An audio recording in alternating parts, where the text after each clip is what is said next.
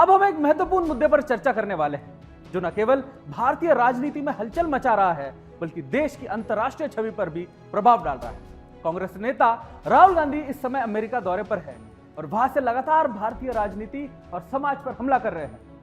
राहुल गांधी का विदेश दौरा और उनके बयानों का भारतीय राजनीति और समाज पर क्या असर हो सकता है, इस प्रोपेगेंडा की सच्चाई क्या है और क्या राहुल गांधी अपने ही देश की बुराई कर रहे हैं, उस पर बात करने से पहले मुद्दा समझते हैं। इस चर्चा के दौरान हम यह भी समझेंगे कि कैसे राहुल गांधी का यह विदेश दौरा भारतीय राजनीति के बड़े साजिश का हिस्सा हो सकता है। कराने वाली हालांकि कांग्रेस के इस दोहरे मापदंड वाली राजनीति से भारत का बच्चा बच्चा परिचित है, लेकिन यहाँ कांग्रेस से सबसे अहम सवाल ये है कि आखिर विदेश में हिंदुस्तान की संस्थाओं, नीतियों और समुदायों पर सवाल खड़े करने वाले राहुल गांधी उसी हिंदुस्तान का प्रधानमंत्री बनने का। आपने एक कहावत जरूर सुनी होगी, जिस थाली में खाते हैं उसी थाली में थूकते हैं। यह कहावत इस बात को दर्शाती है कि हमें अपने घर और अपने देश की इज्जत करनी चाहिए। लेकिन सवाल यह कि राहुल गांधी इस कहावत के अनदेखी क्यों कर रहे हैं? भारत में रहकर देश की बुराई करने के बजाय विदेश में जाकर भारत को बदनाम कर रहे हैं। आज हम आपको राहुल गांधी के एक बयान के बारे में बताने जा रहे हैं जो वास्तव में न केवल हैरान करने वाला है बल्कि गुस्सा भी पैदा कर सकता है। राहुल गांधी ने हाल ही में एक बयान दिया है जिसमें उन्होंने भारत की तुलना चीन से की है। हाँ, आपने सही सुना, भारत की तुलना चीन से करी है। अब आप सोच सकते हैं कि आखिर क्यों राहुल गांधी ऐसा बयान दे रहे हैं और इसका क्या मतलब है। चलिए पहले आपको राहुल गांधी का यह विवादित वीडियो दिखाते हैं जिसमें वे भारत की तुलना चीन से कर रहे हैं। इस वीडियो को देखने के बाद आपको भी यह समझ आ जाएगा कि हमने कहा कि राहुल गांधी को चीन भेज देना चाहिए। वीडियो देखने के बाद हम इस मुद्दे पर विस्तार से चर्चा करेंगे कि राहुल गांधी का यह बयान भारत के लिए कितना अपमानजनक है और इस प्रभाव भारतीय राजनीति और समाज पर क्या हो सकता है।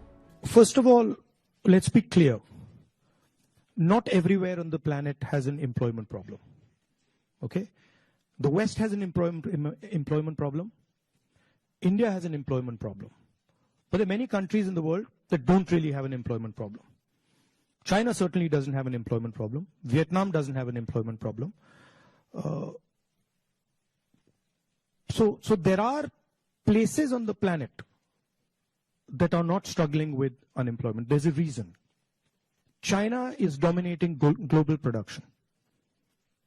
You go to India, you look at the phones, you look at the furniture, you look at clothes, you'll see on the back, made in China. अगर अभी तक आपने राहुल गांधी के बयान से जुड़ी गंभीरता को नहीं समझा है तो कोई बात नहीं। अब हम आपको सामने एक ऐसा दूसरा वीडियो पेश करने जा रहे हैं जिसमें राहुल गांधी ने भारतीय संस्कृति और राजनीति पर एक विवादित टिप्पणी की है। वीडियो में राहुल गांधी ने शिव के विचारों पर टिप्पणी करते हुए कहा है कि क्या आप शिव के विचारों के बारे में जानते हैं? जब वे कहते हैं कि शिव विनाशक है तो यह किसका विनाश कर रहे हैं? खुद का। यही विचार है, वह अपने अहंकार, अपनी संरचना और अपनी मान्यताओं का विनाश कर रहे हैं। इस तरह भारतीय राजनीति का विचार आगे बढ़ना है। अब आप सोचिए, क्या यह बयान भारतीय संस्कृति और शिव के प्रति सम्मान का प्रतिनिधित्व करता है या यह सिर्फ एक राजनीतिक प्रपंच है? इस टिप्पणी का क्या मतलब है और यह भारतीय राजनीति में किस दिशा को संकेत करता है? चलिए इस वीडियो को देखते हैं। Idea of Shiva, basically. When they say Shiva is the destroyer, what is he destroying? Himself. That's the idea. Right? He's destroying his ego, he's destroying his structure, he's destroying his beliefs. So Indian political thought, Indian political action is all going inwards. Rahul Gandhi यही नहीं रुके। शिव के बाद उन्होंने देवताओं के नए परिभाषा गढ़ डाली।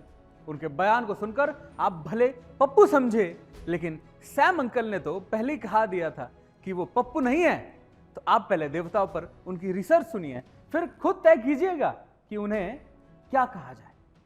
So devta in India actually means a person whose internal feelings are exactly the same as his external expression.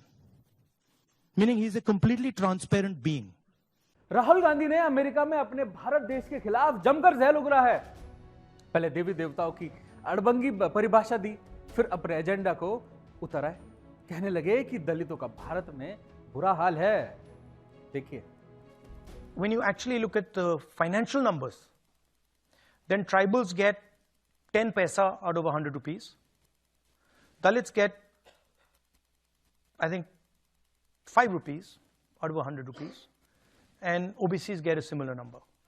So the fact of the matter is that they're not getting participation, right?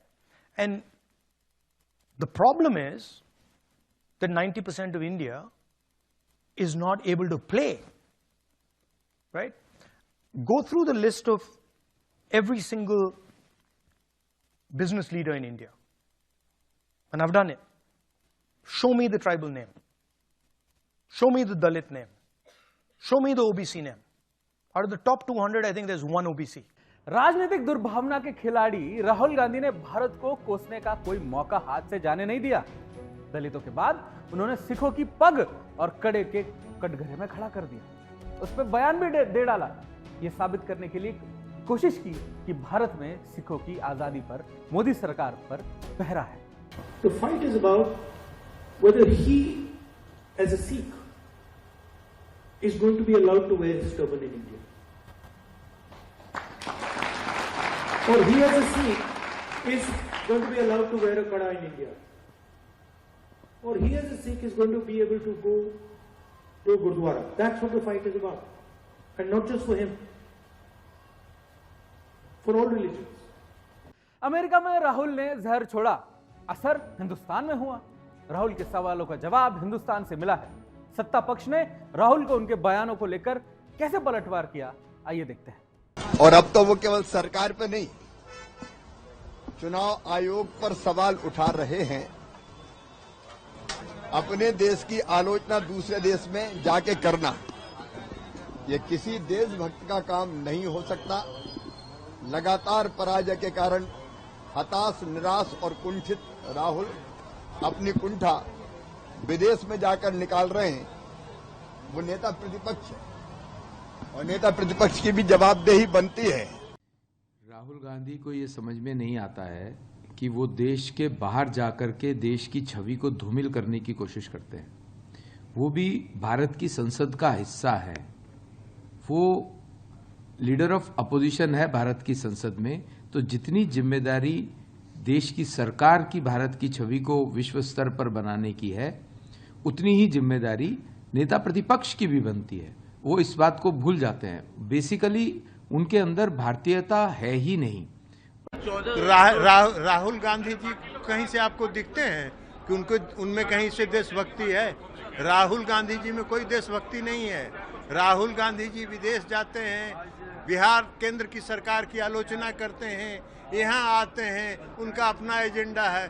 तो बोलते हैं क्या, कहीं से शुरू करेंगे, कहीं अंत करेंगे। तो वो अभी सीख रहे हैं। मैच्योरिटी का उनमें अभाव है, परिपक्वता का अभाव है, और देश के नेतृत्व करने का सपना देख रहे हैं जो कभी पूरा नहीं होगा। ये बहुत दुख का विषय है कि यहाँ के कांग्रेस पार्टी के नेता विदेशों में जाकर अपने देश की बदनामी कर रहे हैं। ये बहुत ही दुख की बात है और इसके लिए जितनी उनकी निंदा की जाए कम है। जी चलिए। मैं समझती हूँ क्योंकि सच बोला जा रहा है, तो कहीं ना कहीं भारतीय जनता पार्टी को जो सच जब भी उजागर होता है तो उससे तकलीफ होती है। मैं सभी युवाओं से पूछना चाहती हूँ, क्या उत्तर प्रदेश में बेरोजगारी नहीं है? क्या हमारी आज महिलाएं सुरक्षित नहीं है? क्या आज हमारे किसान बदहाल हालत में नहीं है? क्या आज हमारी फौज में जो अग्निवीरों की जो व्यवस्था है वो क्या है? तो मैं समझती हूँ सच बोलने में अगर किसी को तकलीफ हो रही है तो इसलिए हो रही है, कहीं ना कहीं वो नहीं चाहते हैं कि यह बात निकल के बाहर आए। और पूरा देश और पूरा विश्व ये बात को जानता है कि आज उत्तर प्रदेश में और पूरे